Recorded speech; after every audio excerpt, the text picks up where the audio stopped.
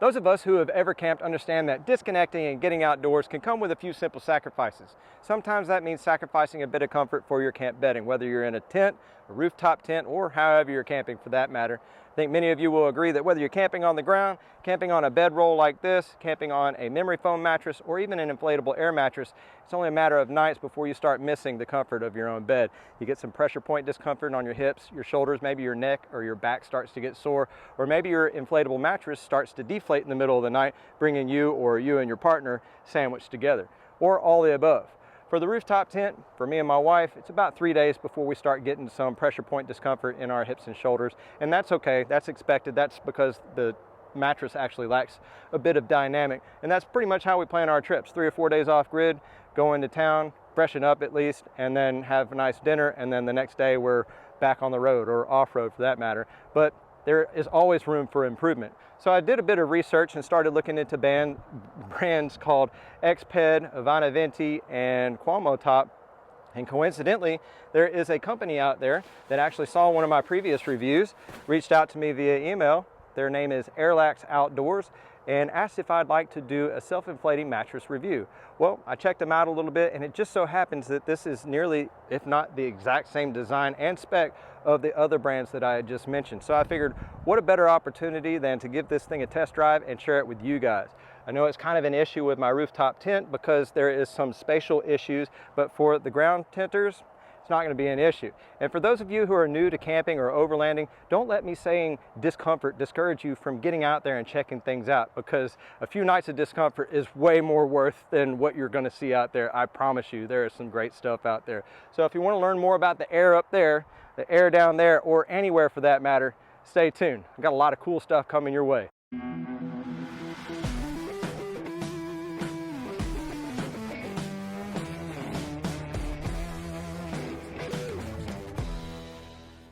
Hey, welcome back to the Gator Overland channel. I'm John, and in today's video we'll be reviewing this Airelax Outdoors double-sized 3D self-inflating mattress pad. Airelax was kind enough to send out this mattress pad for review, and in true Gator Overland fashion, we put it to the test. Gonna go ahead and let the cat out of the bag. Not only did this mattress meet our needs, but it exceeded our expectations.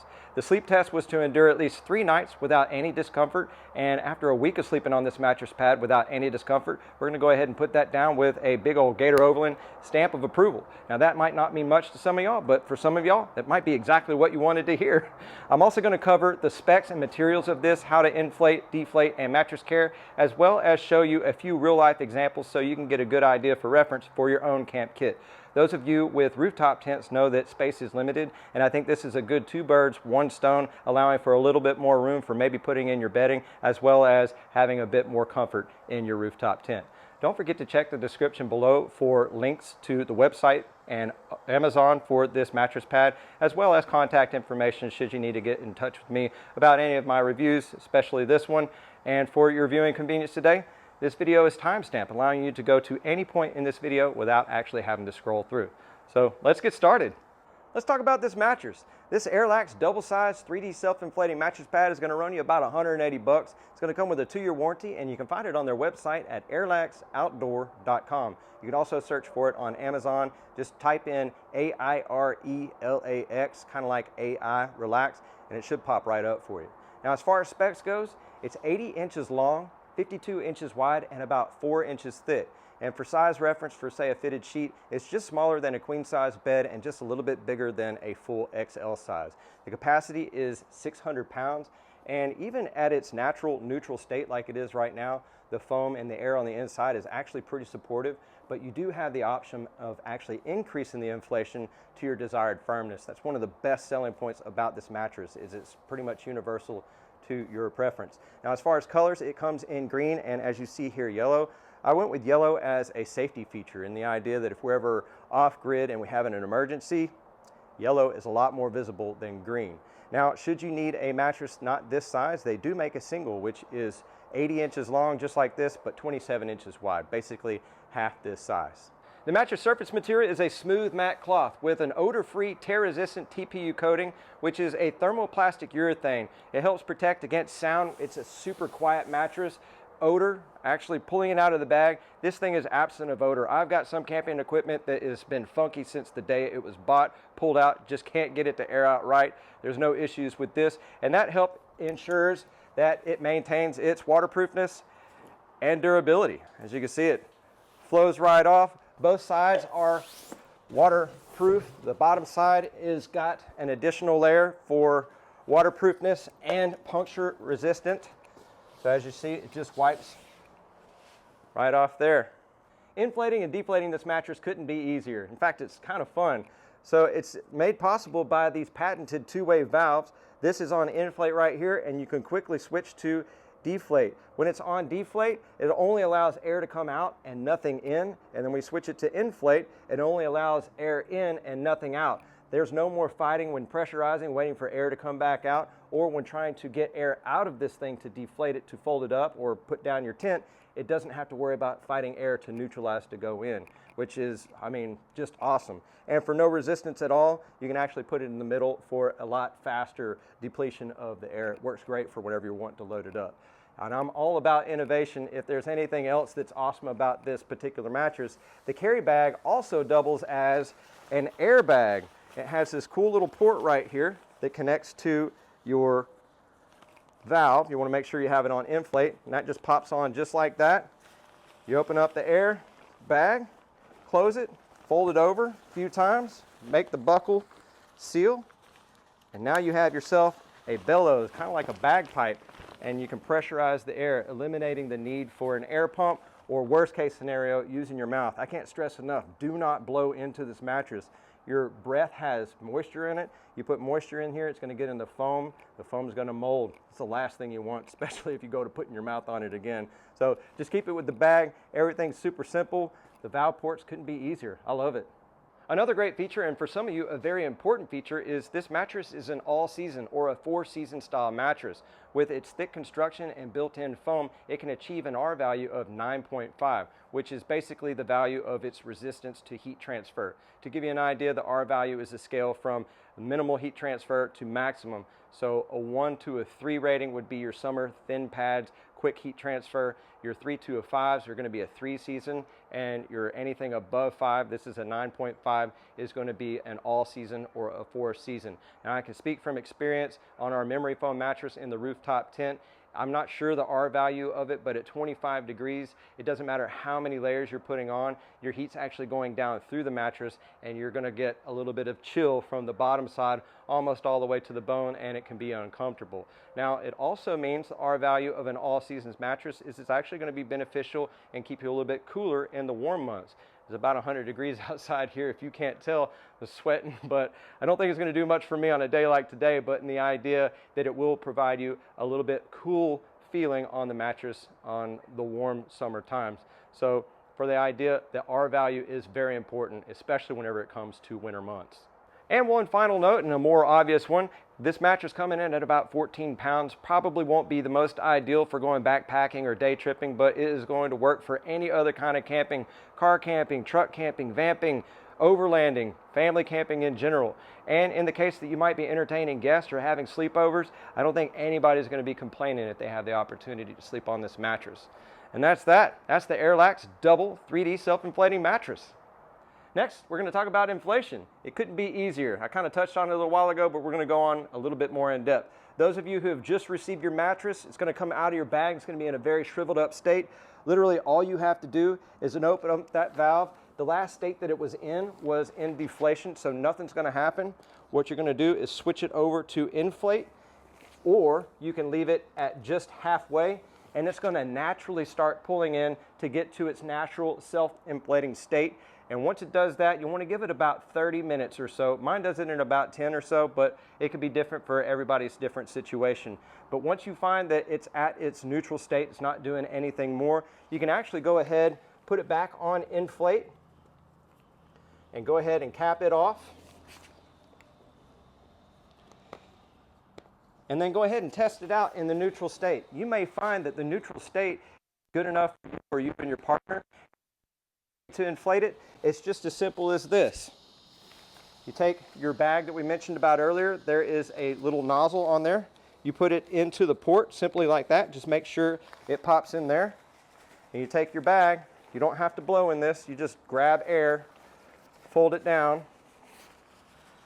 clamp it together, and it will actually start to develop air pressure, and you just push into your bag. And as you can see, it's starting to inflate.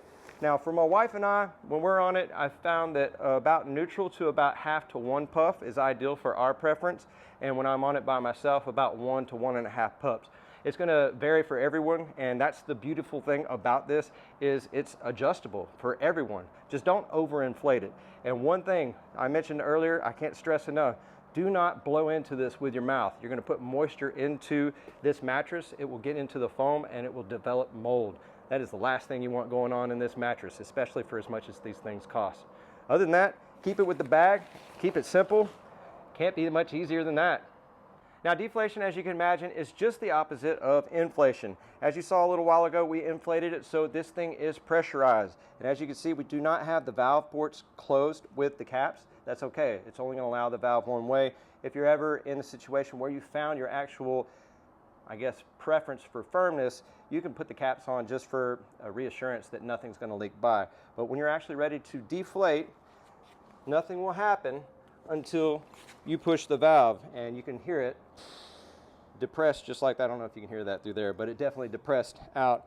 And if you want it for less restriction, leave it there in the middle, and then that helps for if you're wanting to quickly get some air out of it. Basically, I bend this thing over like this in half, and you can hear the air come out. And then once I do that, I come over here and I put it onto full deflate. That way it doesn't try to have air coming back in whenever I let it back. And you can already see that it's starting to start a vacuum. We're gonna go ahead and do it this way. We're gonna get on it and press it out. And then we're gonna just do that a couple times, and then you'll actually start being able to compress it all the way up. I typically do this once, twice on each. And as you can see, it's starting to develop its own vacuum, and then we roll it up into the bag. And I'm going to show you how I do it now.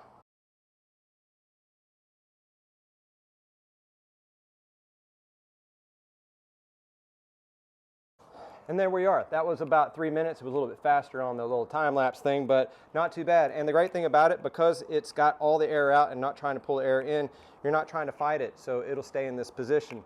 Next, you'll take your strap that they provide you. You want to lay it going lengthwise like this.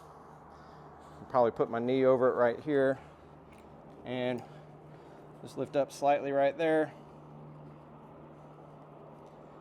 It's kind of a funny little setup, and it takes a second to figure it out. You'll end up tying it or not if you don't do it right. So best thing to do is just put the strap going with the long length of it, and you have your buckles here.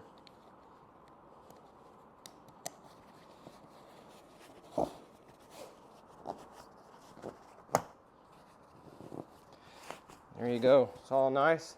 And there is absolutely no issues with getting this in here. You know how folding maps and putting tents back together into the pouch is kind of a cumbersome task. If that doesn't say that it's the easiest thing that you can do, I don't know what is. You just want to make sure that you leave your ports open. That way it has the ability to breathe. If it does have any moisture in there, it can let it in or out.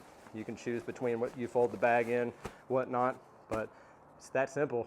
All right, mattress care. It's quite the investment, so you might as well know how to take care of it. You're going to get the best performance out of this mattress by leaving it in the natural, neutral, self-inflated state with the valves open. This will allow the air to freely pass in and out, and less chance for moisture to develop on the inside, which could develop into mold. You don't want that. You can stick it under a bed, stick it in a closet, stick it in an attic, but being inflated with the valves open is ideal. Now, if you should result to putting it in the bag for long-term storage, make sure it goes in dry so you don't develop any mildew on the interior of that. You can put the valves into the deflate. That way it at least stays in the deflated state and you don't have air going back into it. And periodically take the mattress out. You want to let it self-inflate. That way you reduce the chances of it developing a compressed state memory. You don't want that. It could end up making a mattress to where it's kind of wonky. last chance you want to do with that. So if you end up getting any stains on this, you can attack it with mild soap. You don't want to use any harsh solvents on there. It could actually affect the material that the mattress is made out of. Now you want to avoid certain things like putting it on rocks, stones, anything that's abrasive or pokey, pine cones, pine needles, anything like that. Avoid your car keys, pocket knives, things like that if you're sitting down on it. And if you should get a puncture on the interior, you need to repair it with a flexible urethane adhesive. If you don't already have one of those in your kit, you probably should, whether you're repairing boots, your tent, inflatables for going on rivers and stuff like that. I'll put a link below in what is ideal for use with this. And worst case scenario, do not put this in or around chlorinated pool. It will definitely affect the material that this is made out of, not only on the exterior, but you will get water on the interior, and inevitably it will cause mold. But other than that, those are simple rules to keep this thing lasting a long period of time. I'm looking forward for many years of comfort up in our rooftop tent with this thing. Here for reference, we have our Kelty 3-person tent. It's about 7 feet by about 8 feet, and as you can see, we have the mattress, the 80-inch length going across the 7 feet. It does allow room for our Kelty little membrane pads, self-inflating pads, and quite a bit taller with there, but as you can see, there is enough space to do 2 parents and maybe 2 children onto the side. You could also move this all the way over to one side and allow a little room, gap in between for equipment, shoes, anything, and a little bit of space between another sleeper.